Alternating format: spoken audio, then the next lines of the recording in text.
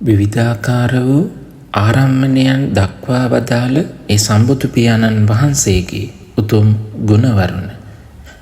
නමෝ තස්ස භගවතෝ අරහතෝ සම්මා සම්බුද්දස්ස සෝ භගවා ඉතිපි ආරම්මන දස්සාවි. ඒ භාග්‍යවත් බුදුරජාණන් වහන්සේ මෙසේද ආරම්මන දස්සාවි නම් වනසේක. අරමුණු පෙන්වාලන්නේ යමෙක් වේද හෙතෙම ආරම්මන දස්සාවි නම් වන බවයි සඳහන් වන්නේ. මෙම අරමුණු විවිධාකාර භාවය යමෙක් පෙන්වා වදාරනව නම් ඔහුට ආරම්මන දස්සාවියයි වර්ණනා කරන්න සුදුසුයි. කුමක්ද මේ විවිධ අරමුණු? භාග්‍යවත් බුදුරජාණන් වහන්සේ භාවනාව සඳහා වූ කර්මස්ථාන ආරම්භන බෙදා දක්වන්නට යෙදුණා.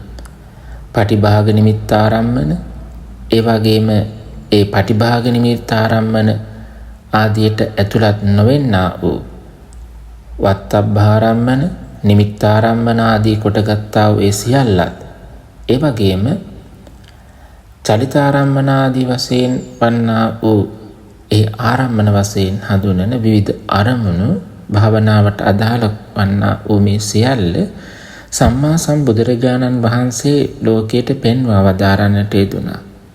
එම නිසාවෙන් භාග්‍යවත් බුදුරජාණන් වහන්සේ ආරම්මන දස්සාවේ නම් වන බව චුල්ල නිද්දේශපාලයේහි සඳහන් වෙනවා. සාදු සාදු. ආරම්මන දස්සාවේ නම් ගුණයෙන් සමන්නාගත සම්මා සම්බුදුරජාණන් වහන්සේට අප සැමගේ උත්තමාංග නමස්කාරය වේවා.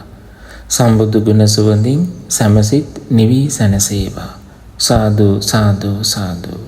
සංසුන් සුවපත් ජීවිතයකට මඟ සුකේසී සදහම් නාලිකා.